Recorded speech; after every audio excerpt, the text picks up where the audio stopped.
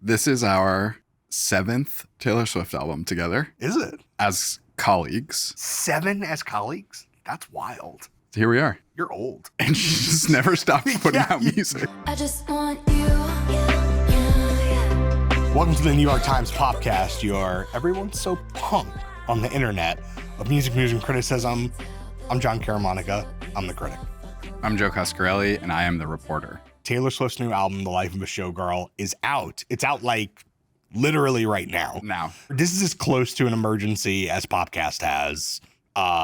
We're here doing an instant reaction. My review is out. Your listening has happened. And we're going to get into an album that, dare I say, is maybe slightly misadvertised. Okay. I feel like this is an album that was rolled out on New Heights. This is the Kelce Brothers podcast, Taylor's fiancé, Travis Kelce. And you're thinking, oh, this is a love album. She's engaged. There's the rock, the whole thing. It's not exactly that. So we're going to talk about which parts of the album seem to be on brand for that part of the rollout. We're also going to talk about which parts of the album are very, very clearly focused in other directions. At other humans. At other people, not people who Taylor wishes to spend the rest of her life with. I did give this album a critic's pick. I think in the newspaper. In the newspaper. We are Popcast. We are part of the New York Times. You should subscribe on YouTube, youtube.com/Popcast. Hit subscribe for more interviews, more reactions like this. You should also subscribe to the New York Times. Yes, Popcast is connected to the New York Times. It's a newspaper. It's a newspaper. With a website. Yes. And an app. A news gathering organization, which pays our salary. In the newspaper, I gave The Life of Showgirl a critic's pick. I will say I would not have given a critic's pick to the last two Taylor albums. I did not review Tortured Poets. I did review Midnights, I think. Neither critic's pick. People know where I stand on the Folklore, Evermore, Dyad. The wrong place. You stand in the wrong place. I stand in the light of truth. That light and this light, both basking in it. To me, this feels like a comeback. It's made with Martin and Shellback. These are two reliable hit makers for loads and loads of pop stars. Swedish super producers. Max Martin is the modern super producer. This is Backstreet Boys, Max Martin. This is Britney Spears, Max Martin. Mm-hmm. This is Katy Perry, Max Martin. Mm-hmm. And this is notably Taylor Swift, Max Martin. I Knew You Were Trouble. We Are Never Ever Getting Back Together. Yep. The Big Pop Turns on Red, followed by 1989, mm-hmm. the pure Taylor pop project, which Max was helming most of, a little bit of Jack Antonoff in there, and then Reputation also split between Jack and Max, yes, along with some other producers. And then Taylor was off in what she called her esoteric era. Not the esoteric era I'd hoped for personally, but it was esoteric. And Folklore, Evermore, Midnights, Poets was a time and a place. She is now, according to her on the New Heights podcast, taking what she learned there about storytelling, about varied instrumentation, acoustics, not only, big pop synths, not only country music, acoustic guitar, but different textures, but specifically different lyric writing. And different textures? Yeah, okay. And as she said, Max said, I love what you did there with your storytelling. I don't want to lose that. Can I just tighten it up a little? Yeah, let me just put it in this box. Shout out Max, because Max probably felt about Folklore the way I felt about Folklore. I probably didn't say it straight to Taylor's face. But he was like, he just felt the urge to tighten. Yeah. What Max Martin does is he tightens. My top line read, the first listen through this album, was Folklore, Evermore songwriting in a much cleaner package. And notably for a Max Martin Shellback production, not up at 11. Not that shiny. Not super glossy. I would say tight, but not like super pulled back, not fully Botoxed. Tight though. And it's taking those lessons. I think Taylor's correct. Taking those lessons, those songwriting styles, and then Max and Shellback saying, great, we know just the box for those. Yes. And when you say that the album was maybe misadvertised or that there was a little bit of a head fake, I think that's because when people heard Taylor and Max Martin together, they go to Shake It Off. They go to Style. Yes. They go to Blank Space, the big hits from 1989. Banger, banger. And those songs are sparkly and huge. And there are some sparkly and huge songs. We heard Wishlist coming in. Yep. That is vintage Classic. Taylor, Max Martin together. But the Max Martin of this album is a bit subtler, a bit in Taylor's image. And yet, I agree. On my first listen, I thought, okay, she's coloring inside the lines. Mm-hmm. This is taut.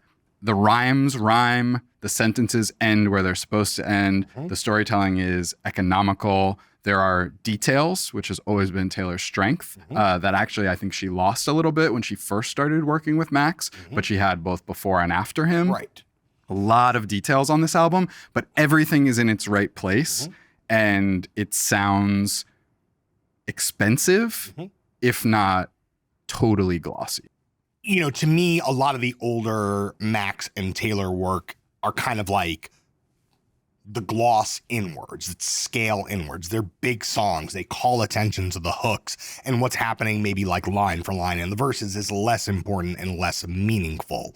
But these songs don't feel like that. These feel like written Taylor songs. That's why I feel like they're nodding to the folklore evermore. These feel like written Taylor songs that then Max and Shellback are kind of building a house around. And that to me is maybe the best version of their kinds of collaborations. I think what Taylor is saying in a way is, I don't want that hugeness. Not that she's rejecting it out of hand, but for this purpose, she doesn't want to go there. She doesn't want to have these songs maybe even run away with it. Like maybe she wants them that's going to have a little bit more of a controlled and contained rollout. She's coming off of Eras Tour. This is 20 or 21 months of stadium shows. 149 dates. 149 dates. That's such a huge continents. number, dwarfed only by the number of songs that Taylor Swift has released since the pandemic, which is now over 200. I thought you were going to say dwarfed only by the number of episodes Popcast has made about Taylor Swift. That too. That too. So we were talking to our editor, Karen, and Karen pointed something out, which is that we are at the end of Eras Tour. We are at the end of Taylor's repurchasing her masters. We are also at the end of Taylor as sort of a single celebrity. This album to me felt like a capstone for maybe Taylor's young adulthood. And you feel that tension between what I would say the two impulses here are. One is looking forward and saying, I'm in love. We're going to live a life together. Maybe it'll be out of the spotlight. Maybe there'll be some randy things happening. At least at first. But then there's also part of the album that's like, I've got some scores to settle. There's just a few things I need to say before I go run off with Trav before we have kids that hopefully look like you and a picket fence and all the things she's talking about on Wishlist. There's ops. Yeah, let me just settle these scores once and for all. Yeah. So I want to talk about what the album is about. But before we move on from what it sounds like in the broadest sense, I do think you hit on something by talking about her coming off of the Eras Tour. Yep. And also this was made during the European leg of the Eras Tour. She explained she was sort of stealing off to Sweden, homeland of the Max Martin, in between dates of the European leg earlier this year. Do you know what Shellback looks like? I don't, which is so cool. If Shellback was in the room with us right now, would you be able to know? No, which is so cool. I mean, shout out Shellback. Yeah. Like, honestly. Best life, I assume. You're doing it right. Can we hang out? You're doing it mad Swedish. Yeah, Shellback, if you want to come on the show, we would love to have you. I liked that on New Heights, Taylor was talking about how when she and Shellback were first working with Max together, they were both really young and they both were like still learning from him. And now they've all sort of come back together at different stages in their lives and careers. So I think that's cool. But yes, so she's making this about the Eras Tour. And I think, and you wrote about this in your review a little bit, I do think she was taking some of the spirit of the Eras Tour. There are different eras within this 100%. Album. There are callbacks to Red. There are callbacks to 1989. Fearless. There's a callback to Fearless, Ruin the Friendship, which we'll get to. There are songs here that sound and are in dialogue with previous eras of Taylor Swift. Did those feel like exclamation points to you? Because I think on my first listen, I was like, is this chaotic? And on my third or fifth listen, I was like, maybe this isn't chaotic. This is, in essence, a microhistory. Yeah, it's an arc, much like the Eras Tour was an arc, because I do think that show could feel chaotic when you have the spooky Evermore segment and then you have the ecstatic Midnight segment when she's closing with Karma. You know, it's like it is all over the place in that sense. But I feel like there's enough through line here. And also, to be clear, she, Shellback, and Max Martin are the only writers and producers on this album. So it is George Michael and the ghost of George Michael.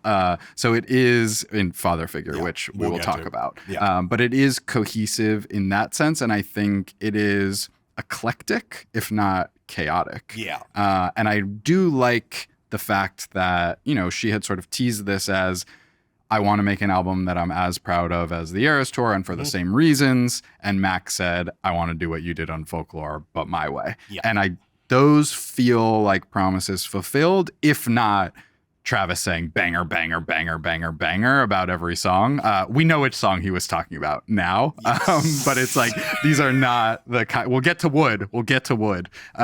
These are not the exact kind of bangers. There is no Shake It Off here, which I think is for the best. But the overall thesis of this album, what are you hearing as far as, is there a concept and does it stem from the life of a showgirl as a title and as imagery? So if you take the last song seriously, which is the title track, it's a duet with Sabrina Carpenter. It's the only, Sabrina's the only guest on this album. If you take that seriously as a concept, what I think is being sold here is, hey, in order to have such and such level of success, in order to become the true icon who is looked up to by young women, coveted by men and everybody else, you have to make some sacrifices. You have to apply makeup and wardrobe and a steely outer layer. That's what you have to do. And then inside that, you are like suffering a little bit.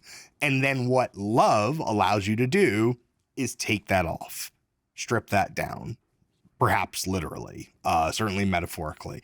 And so to me, the album is about, it starts out with the stripped down version, and then it returns and says, this is what I'm escaping. This is what I was doing all along. Yes. I was putting on a show for you. Yes. So for 3 songs, it's like, I'm liberated. And then for 9 songs, it's like, and here's what it took to get to that point. I think that's right. To me, I'm starting to think of this as her cringe album. This is her embracing cringe. And there's the ballad here, the 5th track on the album, Eldest Daughter, which you alluded to in our intro about everyone being so punk on the internet. You know, the key line is, I'm not a bad bitch. But I'm not a bad bitch, and this isn't savage. This isn't savage. She's using internet speak. Which is not my favorite thing that she does lyrically, but I think kind of pulls it off here because she's really selling it. But to me, it's like, you know, I tried to be all these different kinds of people. I tried to date moody guys. I tried to date artistes, and it didn't work for me. And it was still me putting on a costume. I tried to act tough, you know, with reputation. Yes. And only true love and only physical intimacy like I've never known before has allowed me to shed that layer and embrace my inner cringe. And I hear that in the moments on this album that are like corny, proudly corny. Yeah. I hear this in the moments on this album that sound like Broadway. Yeah. There's some theatrical stuff, which I think plays in. But I think you're right that like Life of a Showgirl, which maybe feels like a little bit of an afterthought as a title track and a closer, is a sort of reveal. It's a credits reveal of what you were experiencing across these 12 tracks.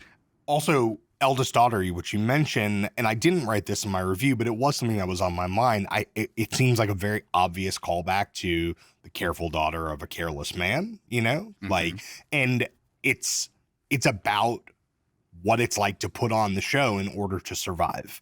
And even though she doesn't explicitly call back to that in the song, that's to me a signature Taylor Swift moment. It's a signature lyric, and it's it's her saying that thing that actually the thing that you had cheered me for, the thing that you had celebrated me for, that was a bit of a facade. That was a charade. And I'm like ready to unload it, ready to cast that aside.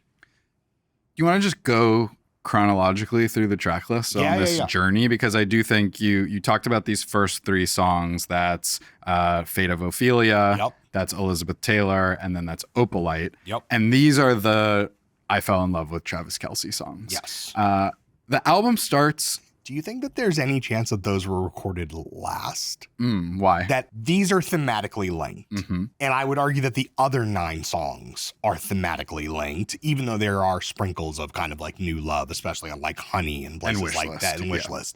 But is it possible, and I don't know what the writing process is. We're not always clued into what the writing process on the arc is. We may hear. Yeah.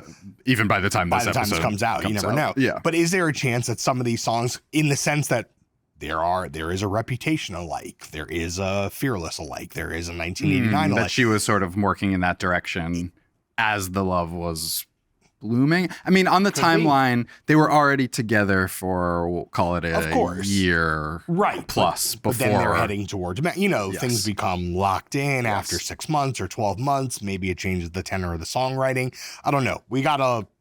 Someone's got to line up the dates. I do want to just take a brief detour and say, we're lining this. We're a pro-love podcast. Yeah, we are a pro-love podcast. Yeah. But we're aligning this so much with Taylor's life and story. Like, we're not really separating the art from the artist or the artist's life. And I think that is something that Taylor has taught us to do. And I had the thought while listening to this album that she is one of the only singer-songwriters, especially that works in a diaristic but emotional mode, where I almost never, and of course, we're around the same age, but I'm a straight man and she's a straight woman billionaire. I'm a journalist. Like, we're with very different lives. But I never I never think about the songs as about my own situations. I only think about the songs as being about her situations. Which are entirely about my life.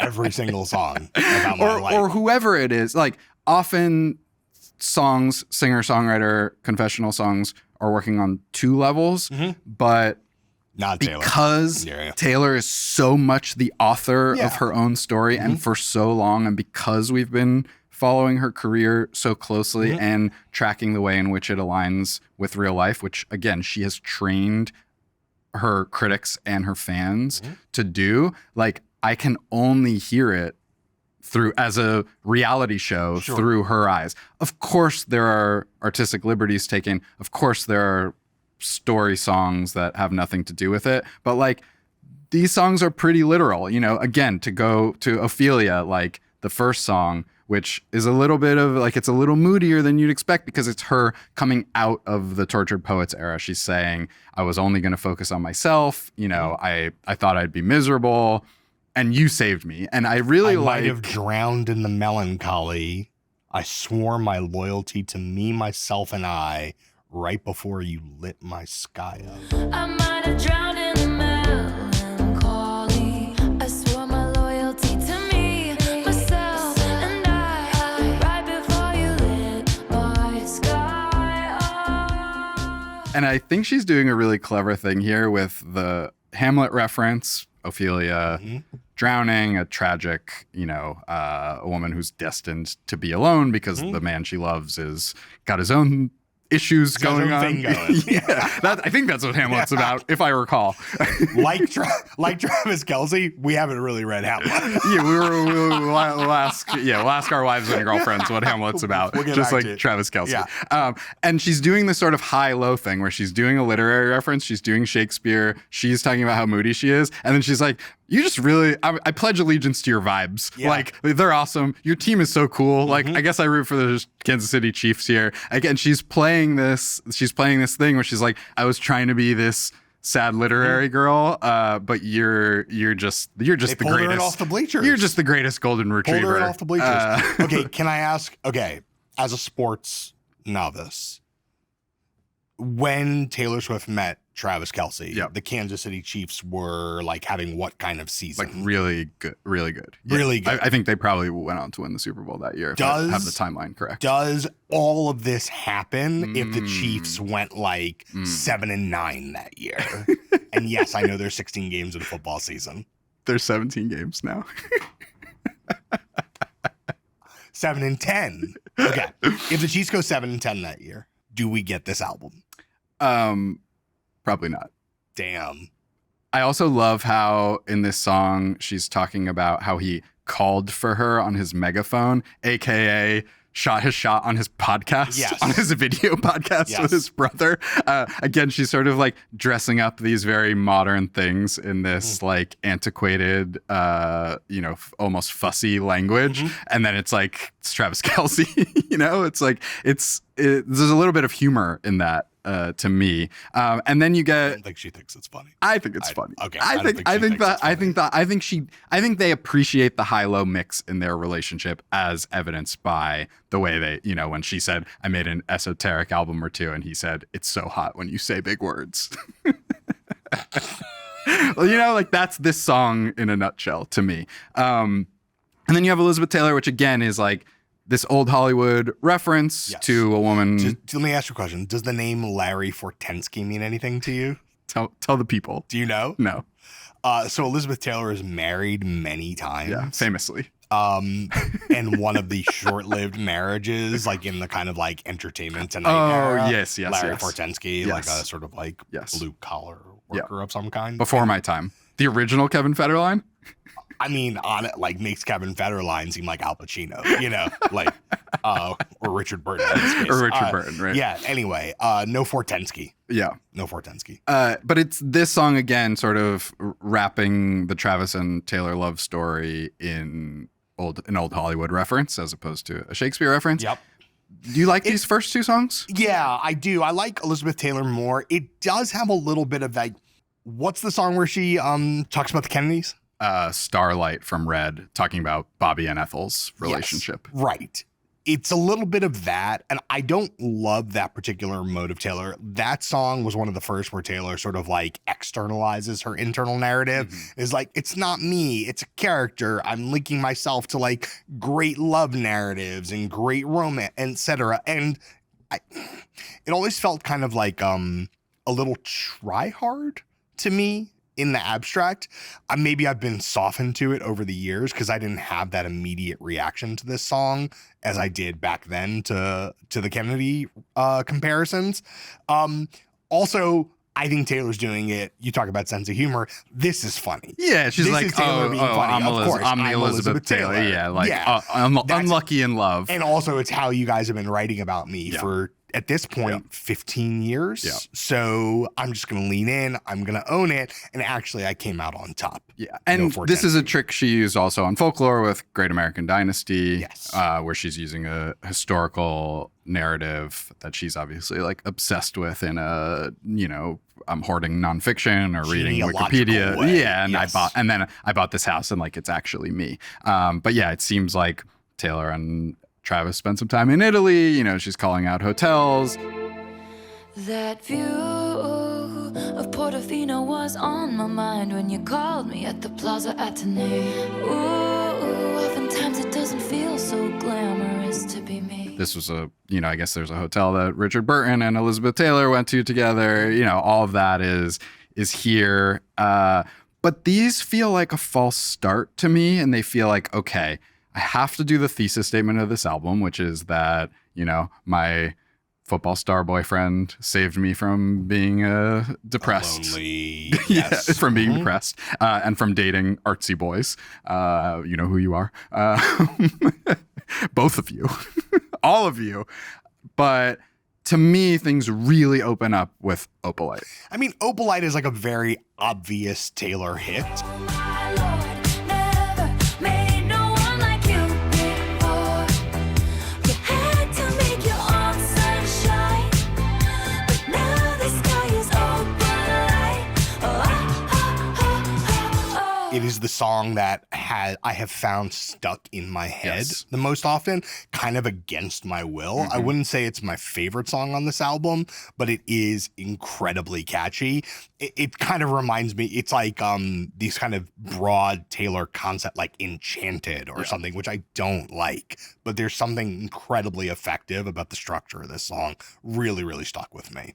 And it's in the series of Taylor color songs, whether it's Red or Maroon from Midnight, or she loves to play with color, closely linked with her various eras. And the sky going from dark to opalite again is the same as in the previous two songs of her being freed. But to me, this is like the platonic ideal of Max and Taylor together. The chorus into the bridge, into the final chorus with the sort of white soul, like a little bit of... I mean, it's girl group.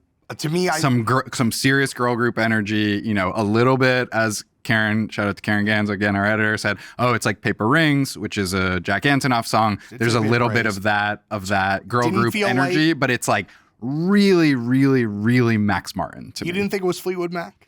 I could see it, sure. Yeah, it's like, but it's also like it's the Fleetwood Mac song, Thunder Only Happens When It's Raining. Yeah. It's like I see that, it definitely. But it's like the candy shop sort of like sweetness, 60s, like, but updated. And I think that that's something that like Shake It Off tries to do, but is a little cloying in my opinion. And this stays like just on the right side of cloying for me. And I agree, just like really, really, really stuck in my head. So 3 songs about the relationship. One you're sort of writing off as like narrative transition. One is hyper theatrical and stylized. And this is the pure pop explosion, as it were. That's how I feel launching us into this album. Yeah, I mean, to me, I'm probably more sympathetic to Elizabeth Taylor than you, but I do agree that Opalite is the awakening on this album. To me, Elizabeth Taylor like walks up to it in a really positive way. Yeah. The Fate of Ophelia feels like it's a difference between a song that's written and a song that's like expressed. There's something written about the Fate of Ophelia because of the quite unwieldy literary reference. Yes, and I do think it's a little bit of a classic Taylor mistake that Fate of Ophelia is the first single and the opening track. Like this is the song that got a music video right out of the gate. This is the song, they're going to play the video in movie theaters beginning today. Like that's like it feels off to me because I think there's 4 or 6 better singles on this album, potentially. And I think, the people will decide, ultimately, the Swifties will decide which of these become... Which we include ourselves in. We get a vote. Depends on the day. Yeah. We get a vote. Which of these songs becomes the smash, but like, to me, you could have just as easily pushed Opalite before you push Ophelia. And then you get to this stretch... Tracks 4. Wait, before that, can we just shout out Austin Swift real fast? Do you want to talk about the line? I had a bad habit of missing lovers past. My brother used to call it eating out of the trash. Wish Austin was there for me 10 years ago. My brain immediately went to Austin throwing his Yeezys in the trash at peak Taylor Kanye beef. Yeah. Should have sold those. Speaking of eating out of the trash. Should have sold those. So yeah, Austin 2 times popping up as big cameos in Taylor's career, both times involving the trash. Great language though. Totally. But then you get this stretch from track 4 to track 9, which to me is just like wall to wall Taylor doing what Taylor does. Conceptual, like they're not bangers, but they're conceptual bangers. Yes. And each one functions in a slightly different way. Let's talk about Father Figure, which despite the George Michael reference, a very light interpretation. So it's like, to me, it's in the rhythm of the singing. Only in those 2 words, though.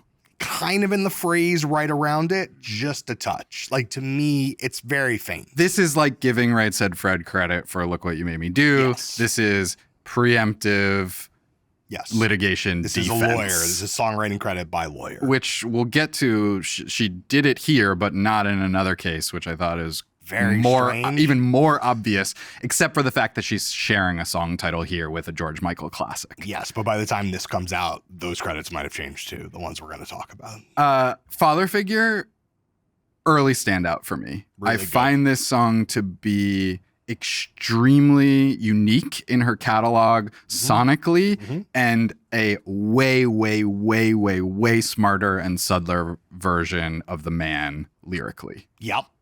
This is a song about mentorship or advertised mentorship. Yes, promised mentorship. I'll be your father figure. We're gonna make it huge together. I'll be your father figure. I drink that brown liquor. I can make deals with the devil because my dick's bigger. We're gonna drink brown liquor together because my dick's bigger, she says. And then it has this classic Taylor turn where, and somehow like not sexualized, like that's not at all. That's worth noting. Yes, because it is about a power imbalance, but it's not about a sexualized power imbalance. At least does not appear that way. And the George Michael song seems to be about a sexualized power imbalance, I think. Shout out to the use of the other father figure in Baby Girl when Harris Dickinson is dancing to it for Nicole Kidman. One of the great movie scenes in recent history. I'm noticing from your face you haven't seen Baby Girl. Watch Baby Girl. Speaking of power imbalances, it's an okay movie. But no, and then she gets to the bridge. She's been singing I the whole time. Yes. Not you. She's singing as... She's inhabiting the character. She's inhabiting the character, the villain. And then she says, no. I'm your daddy. I have the big dick. And to me, the interpretation of this song is it's about her masters, right? It seems to be... It's a Scott Borchetta song. Maybe it's a Scooter Braun song. It's saying, all you men who said you were going to make my career, like... I made your career. Yeah, it's a mafia song. Yeah, she says you'll be sleeping with the fishes. Yeah, it's like before you even know you're drowning. It's you thought you whacked me, and then I took you out to the parking garage, and I whacked you, and I buried you under the cement. Like that's really what it is. Yeah. It's kind of a violent song in that way. There's a lot of anger in the song, but I think that it is conveyed beautifully, in the melody. And I think it's like, it's an overused word, but I do think, and not all the songs on this album sound like this, but I do think it's like a very mature sound for her, which is not something that she's always interested in doing. Yeah, especially on this album, which I think has these deliberate callbacks to, I mean this affectionately, whinier versions of her past. This is like a fully grown, like I have taken the measure of my enemy and I have vanquished him. This is probably the most mature song on the album. I think even more mature, actually obviously more mature than the Love and Lust songs. Right, which are quite juvenile, proudly, I think. We talked a little bit about Eldest Daughter, the fifth track on this album. That's the ballad about how cringe she is and how she's down to be cringe now that she's been freed from love. Like anything else you wanted to say about the song? I feel like you like this song more than I do. Yeah, I the thing that I don't like about this song is I feel like the first verse and the second verse don't really go hand in hand. The second verse feels really retrospective and personal, and the first verse is kind of this abstract philosophical thing about what the internet is like, and Twitter and comment sections, and like what it's like to be a person who is surveilled and scrutinized online. They don't totally feel like they go hand in hand, but I do basically like it because I do like her kind of being like, I'm not a bad bitch. Like, I'm not. Like, I spent actually quite a bit of time in the mid to late 2010s trying to convince you and convince myself that I am, in fact, a bad bitch, but I'm just simply not. I'm not sure that anyone was really buying it. It made for some great music, whether or not you bought it. Right. Like, to me, the sort of funny thing about Reputation is, to me, it's obviously a great album. It's probably my favorite Taylor album. It was when we did our Taylor roundup. Go watch that video. Go watch that video. But is it credible?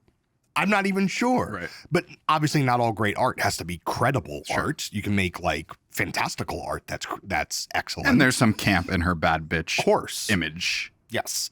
And there's also some camp in her I'm not a bad bitch confession. Right. But I like this. I like this kind of like, it's almost like the...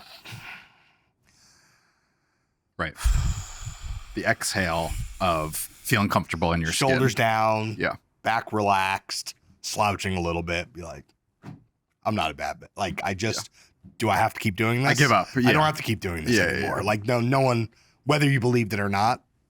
Which I feel like is a sentiment that she's tried to express over and over again since Reputation. Like, I'm not going to do that anymore, but like maybe she didn't even fully believe it. And this time, I guess it feels more believable. You, in your review, in your written review, called out the singing on this song. Like, you think her vocals, what do you think of her vocals across the album? I think they're pretty good. I think they're strong. I think in this middle section that we're talking about, those are the strongest things, the strongest references that she's doing. Like, Taylor is not an A+ vocal powerhouse. It's never really been her thing.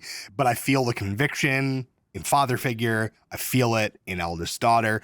I think she's learned how to weaponize that kind of middle range that she has. She's not going to beat you over the head with a strong vocal, but I think she's very, very present in that middle range. And so to me, the singing here is very effective. And even when she's doing the kind of coy stuff earlier in the album, she knows how to play the saccharine quality as well. Yeah. But she's never going to dominate you with that. Yeah, although I was very impressed, I'd say, by the sort of outro of Father Figure when there's the key change and she's singing in falsetto. And, you know, I thought that was a, speaking of conviction, like, I think that she really went there vocally. But yeah, then we get to this Fearless song, Ruin the Friendship. Real fearless ass song.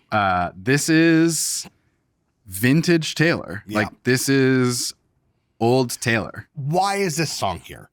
Like, if you set aside the idea that there's a micro eras tour happening within the context of this album, which I think I made up. Maybe it's something that Taylor was trying to do. Maybe it's something Taylor and Max sat down and said, I want one of these, one of these, one of these.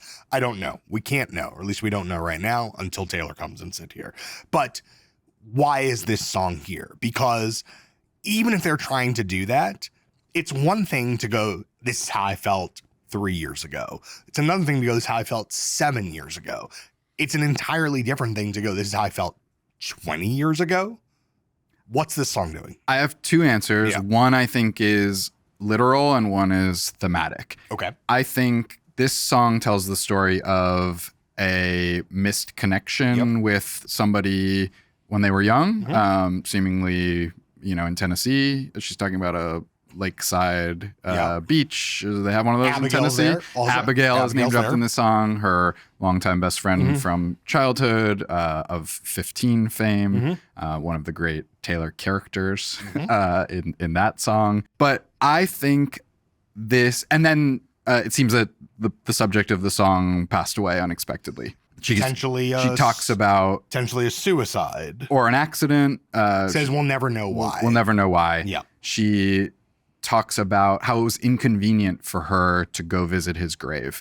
To me, that seems like maybe it's something that happened during the Eras tour, and it moved her such that she felt like, I have to go see this through. And that sort of leads me to the thematic explanation, which I think is like, it's a closing of the loop. It's like when you are finally thinking that you found your forever person, and sort of like sandpapering down all, or like closing off the open threads. Yeah, and I think that if this is that's the open thread. I don't, not, you know, it's like not Harry, it's not Maddie. Maybe None of those are maybe open there are threads. many open threads, but I think there is something that, with a final love, makes you think about Taylor Lautner, what could have been, and this is a very much like a what could have been song. It's like I didn't want to kiss you. Maybe you had a girlfriend, and maybe I didn't want to ruin the friendship, but I should have just done it. Like, we were young, we were having a good time, we shared a moment, even if only a moment. And Taylor loves writing songs about only a moment. Yes.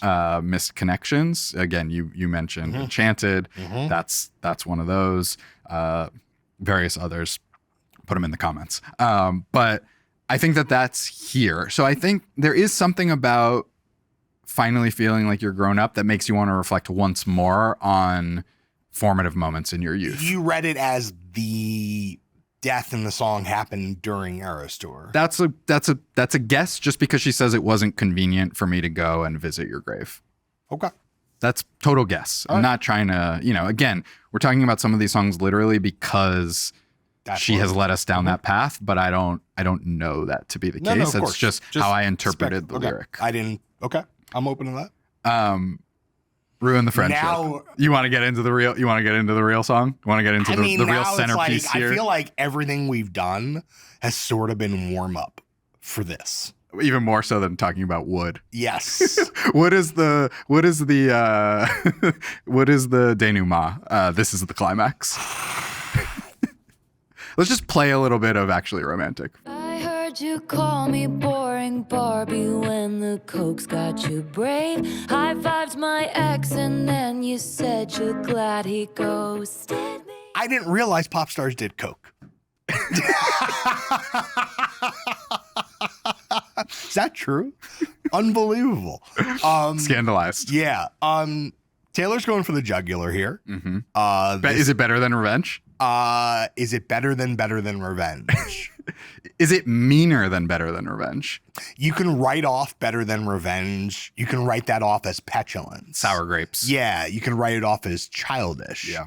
This is not. This is as considered as father figure. Yeah. You know what I mean? Mm-hmm. This is as savage as that. I think it's almost as if she started the album writing process with a list of enemies and said, I got to have one for each of these people.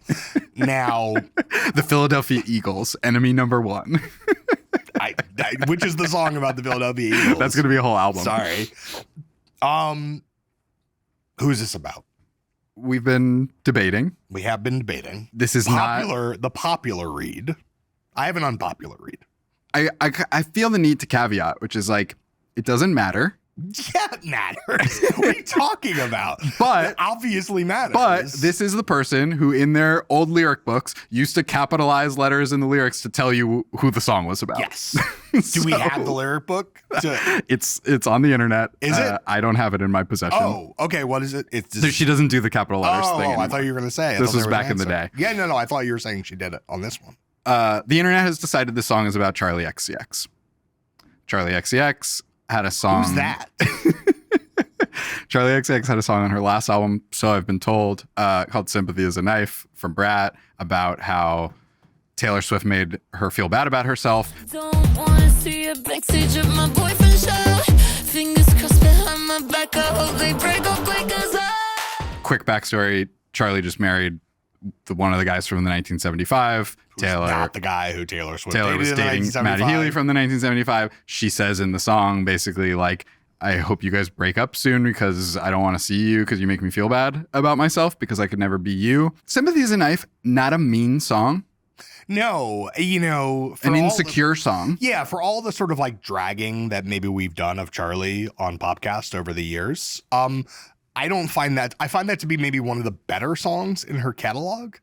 Like, to me, it's a thoughtful song. It's a song for a person who always puts forth this kind of acting like a thoughtful song. Well, okay, but for a person who always puts forth this kind of like bold, fearless, like I'm out here, I'm stomping, I'm just taking in, indulging hedonism of life, to take this moment and say, and all these people around me make me feel insecure. I think that's what people like about Brat, is that sort of brashness cut with the girl so confusing, sympathy is a knife stuff. What people like about Brat? Beats me. Can I just say, no. Actually romantic? No, I think you might agree with this. Like, I don't want to fight, but if we're in the spirit of fighting, like, Actually Romantic is better than anything on Brat put together. Yeah, who are you going to fight with? No one in this room. I'm just like, this song is so potent. Yeah. Maybe it's not about Charli XCX. Yeah. Apologies for dragging Brat if it's not about Charli XCX. So, okay. If you are to be purely like have pure fealty to the lyrics, I can see where this goes in the Charli direction. She called me boring Barbie when the coke made her brave. Yeah, like that. I don't, you if know, I had to guess, allegedly. like, it's not like Zara Larson. You know what I mean? Like, it's not like Rita Ora. You're really dragging some BB people in this. Rexa. You're dragging some people into this that, you know. And Say who it's not. to be clear, we do know it's about a songwriter because she says you wrote a song about how seeing me makes you sick. Yes. That's not exact. That's an ungenerous read of Sympathy is a Knife. Yes. I don't know if there are other Charli songs allegedly about Taylor. I don't think so. Not to my knowledge. I listened to the guitars on this song. Okay. At the chorus, and especially in the closing 15 or 20 seconds. Mm-hmm. I listen to those guitars, and I can only hear one thing, and that is the oove of Olivia Rodrigo. You mean the 2 albums of Olivia Rodrigo? That is an oove in modern times. That is a modern oove. Olivia Nothing Rodrigo. against having 2 albums. She's just very young. Will you stop pushing back? It's an oove. For Christ's sakes, it's an oove. It's an oove. When I hear that, I think about Olivia Rodrigo as the lost daughter of Taylor Swift. And whatever struggle they had about songwriting credit on the first Olivia album, Olivia clearly coming into the game spiritually indebted to Taylor, Explicitly a fan of, so. Yes, said as much, and also had a couple of songs that very specifically call back to earlier Taylor Swift songs. There was some tension about credits. I don't know if someone didn't send flowers to the other person on the right day, or if some lawyer said You something. didn't tweet my album. Yeah, you didn't. Literally, you didn't tweet my album. Like someone's lawyer said something a little too aggressively to the other person's lawyer. I don't know why. I don't know what happened, but Taylor chose Sabrina Carpenter. Ultimately, Taylor chose Sabrina Carpenter. And Not to pit women against each I other. would never do that. But ultimately, Taylor did not choose Olivia. Olivia did not choose Taylor, or you know, there's both. a universe where Olivia is doing like 20 dates on Eras Tour. Yeah. That didn't happen. That did not happen. Mm-hmm. And so I hear those guitars, and you know, I wrote recently about Dear John and Taylor sort of like adopting a mode. Our favorite diss track. A favorite diss track of all time. Taylor adopting a mode of an enemy in order to take them down. Did this with Maddie Healy in the 1975, also on Poets. On Poets. I heard those guitars and I said, huh. I feel like I know who that's aimed at. Now, look, the internet is disagreeing with me. I'm open to being wrong. It's possible it's composite. And that's a theory of mine. I think Yes, possible it could be first verse about one person, second verse about another person. There's the and thing it could just about- be like, don't step to me. Like, I hear you, all of you singers who are jealous of my Eras Tour and my billions and my, you know, oof. Like a toy chihuahua barking at me from a tiny purse. That's how much it hurts. It could be about That sounded anyone who's ever talked that shit about literally- Taylor didn't Swift. Cardi just tweet that about Nicki earlier today? I did have this thought, which is this song is about how hating someone so much and talking about them and obsessing over them constantly is a bit homoerotic. And there were tweets throughout the week from observers of the Cardi B Nicki beef saying like, this is bordering on the homoerotic. Yes, this is. And if I mean, it's not worked- bordering on. I mean, in this song, it's not bordering. No, I'm saying the Nicki yes, Cardi no, part. no. This song though. No, and I'm just saying, if I worked for Cardi B, I would say, you're waking up and you're posting a video of yourself dancing to Actually Romantic. I thought you were going to say putting a 16 on this. That too. Put Let's a 16. go. Free idea. Cardi put a 16 on Actually Romantic. Let's go. Okay. So there is this. We are now in the Taylor is aroused section of this album. Sorry. I mean, yeah, Apologies the final lyric of the bridge of Actually Romantic stopped me in my tracks. Oh, I thought you were just going to say what it is. No, Are we just going to play it? I can't. I'll blush. I won't. Taylor says, it's kind of making me wet. Can we just skip ahead and talk about Wood? Yeah, the hell with wish list. When I was thinking about how to write the intro for my review, it was challenging to not think of Actually Romantic not in Congress with Wood. I blushed when I heard Would. I assume a lot of people blushed when they heard Would. I'm going to assume everybody in this room. You think Travis Kelce blushed? He was already red. Can't blush.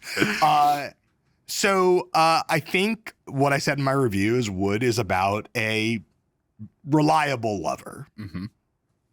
Look, we're just two. You know what else is reliable? You know what? We're just two grown men here talking about a song about Travis Kelce. You know what else is reliable? A redwood tree. Play the song. Redwood tree, it ain't hard to see. His love was the key that opened my thighs. Girls, I don't need to catch the bouquet to know a hard rock is on the way. Taylor would like you to know that she's doing fine. Yeah. That's the takeaway from this, is she's doing great. Yeah. She's doing great. She's feeling... again, like here we are. Here we are What is blushing. the point? Like, what's up with those guitars? The Jackson 5? Like, literally Jackson 5. Like, that's... Okay, we're going to step back from I blushing. had to change the subject. Okay, fine. Do Max Martin and Shellback and Taylor Swift think that no one has ever heard I Want You Back by the Jackson 5 before? Do they think that? Have we entered such an ahistorical era that no person has ever heard that song? It seems so blatantly a copy. Yeah. I went back to listen to it. There is like a secondary. It's not the same. It's not the same. There's like a secondary bass line in the Jackson 5 that like kind of like cuts it a little bit, but basically the rhythm of the guitar is the same. Yep. Very strange. Uncredited. Maybe again by tomorrow, credited. Yes. I have two songs that I think this track is a little bit in dialogue with. One, again, these people love wordplay. I think I Wish You Would from 1989. Which is a Jack Antonoff song, not a Max Martin song, but I think there's something in common here with the flow. Yeah. I don't know if she knows that. And Kaya's My Neck, My Back. No, but so I'm similar. Sorry, something else. Similar. Speaking of wordplay, two Britney Spears songs, If You Seek Amy and 3, both Max Martin productions. Yeah, okay. Both just innuendo. If You Seek Amy, get it? Okay, so Cardi should remix Actually Romantic. Sexy Red On Wood. After what Sexy Red said on the Larry, make Justin the call. Bieber album, I don't know that Larry, I could make the call. I don't know that I think I might faint if Sexy Red raps on this. These two songs that we've been talking about, what do they tell you about where Taylor is in her life and in her willingness to be expressive publicly? Because I think one of the things that Taylor has taught us, you talked about Taylor has taught us to treat songwriting as autobiographical and to look for the kind of Easter eggs that are about her actual life. The other thing that Taylor taught us over the years is she has slow walked all these kind of like hallmarks of adulthood in her songwriting, whether it's cursing or talking about sex, drinking. These are all things that like drugs have been meted out in very, very slow and deliberate fashion over the years. Seemingly long after they would have happened for most people that age. Like she was quite conservative about it. And then this album is just like, the hell with all that. We're going in. What is she trying to tell us? She's trying to tell us, I played 149 shows for your kids. Like cover their ears if they need if they can't hear this stuff. You know, I think it's like, what am I going to do? I'm going to be sooner than later 40 years old. What's that like? No idea. Yeah, to be nearing your 40s. Yeah, I have no idea. It's tough. But at the same time, like there's something playful and juvenile about these songs. Yeah. And being like, yeah. So it's like, it's just, that's who she is. Like, I think that's who she is. I think she's been famous since she was a teenager. She likes her silly sense of humor. She likes her wordplay. She has not felt unleashed to be able to use it to her. Like, I bet you she sends a lot of really funny dirty text to her group chat. You know what I mean? Like, Do you think that? Yeah, I think her sense of humor is probably more rated R than her bloodier. music has been in the past, which is not a high bar. If her music anybody's is in a rated PG-13. If anybody's in a Taylor group chat and watching this, let us know. How much does she curse? We just want to know. Yeah, how much innuendo Off is the there? record, your anonymity will be protected. I promise Or that. Taylor, text us. Yeah. You have our numbers, I'm sure, somehow. Somewhere. I don't want to say that's the end of the album. There are 3 additional songs. Yeah. Let's kind of collapse the 3 songs into a one-on-one snack segment, which we haven't done. I feel like the last few episodes when we've had snacks, we're looking at our guests and we're just like, what do they like? Yeah. What do they want? Yeah. You know what? Today's about us. Every episode of Popcast That's right. ends with a snack review. That's right. Our editor working very hard to turn this episode around as quickly as possible to please our listeners and the algorithm. And also Sophie. And also Sophie, our producer. We got banana planks and we've got strawberry planks. What is the company that makes these? This is Uncle Al's. All right, so I bought these in Mississippi. I was down there for the Theo Von tour. I went to a barbecue restaurant on the way to the airport. Everybody had recommended to me just out of the center of Oxford, Mississippi. This was on the snack rack. I'd never seen Uncle Al's. I don't know if it's regional. I don't know anything about it. There were multiple flavors. I just bought those 2 because they were the ones that I thought I would most like. They're giving. Let's try them and then we'll know. Yeah. They're made in Alabama. Oh, they're local? They're from Alabama, made in the Great. USA. Great news. Proudly, according to the label. May be produced with genetic engineering. So, John, why don't you start with the strawberry and I'll start with the banana. And we can talk about canceled honey and the closer, which we've already discussed a little bit. All right, so Canceled is probably my least favorite song on this album. I agree. It's just so Reputation coded. Yeah. And Reputation was the right album for the Reputation moment. Yeah. This is like a protest to me. What's this about? Also, you just spent 6 songs ago all your kind of vocal energy being like, I'm not a bad bitch. And now you're like, I only hang with bad bitches. Right. Like, if you're not a bad bitch, I don't get down with you. I think the concept of cancellation has evolved so rapidly in the last days, weeks, months, and year. Like I don't want to hear a song about cancellation, no matter where the stance is. And I don't quite grasp what her stance is in this song. It doesn't feel like a direct song. It doesn't land for me. What do you think it's about? Something to do with Blake Lively, maybe. Blake Lively's in this lawsuit. Taylor Swift has been roped into it. Is she saying I stand by you? I'm not really sure. I like my friends canceled. That's the lyric. Does she? I don't know. Does that mean she likes Kanye? Definitely not. Yeah. I don't get it. Is this like a Pop-Tart with no filling? Yeah. Is that what this is? Smells fake in a nice way. I don't. Yeah. No switch. Definitely stale. Yeah. Definitely tastes like a cookie. Like I'm eating a cookie and banana Laffy Taffy at the same time, which I would never do. Wow. That is extremely chemically. Like this is not a god. Like this is not a god color. No. This is not a pure in nature. No. All right. It's got nothing to do with a strawberry. It's genetically produced. Oh, I didn't even realize the frosting was banana colored as well. Oh yeah. Is that what a banana looks like to you? Oh. I don't hate these. You like the banana? All right. I'm gonna take a bite of the strawberry. You like honey? Yeah, it's funny. It's like people used to call me sweetheart and baby when they were patronizing me, when they were talking down to me. Anyone called me sweetheart, it was passive aggressive at the bar, and the bitch was telling me to back off because a man had looked at me wrong. And now you call me honey and baby because you love me. Yeah, I like it. It's clever. Yeah. It's a little slight musically, Yeah. I think. I think that's fair. The only thing to me that really stuck with me about Honey is it feels like New Year's Day to me. When Taylor Swift song. Yes. Not the holiday. Yes. Taylor's New Year's Day, which is the kind of pensive ballad about falling in love at the end of Lover. Yeah. This feels like maybe like a tiny bit up-tempo, a little bit more taut, but it recalls that spaciousness. And I thought maybe it's a tiny bit of a callback to that. Similar piano line. Yeah.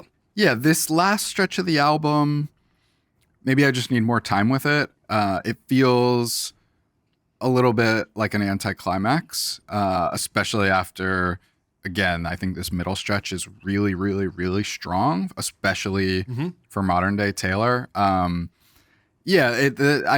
like the song. It's perfect. It's perfectly pleasant, but it doesn't feel meaningful or weighty Essential. to me. Yeah.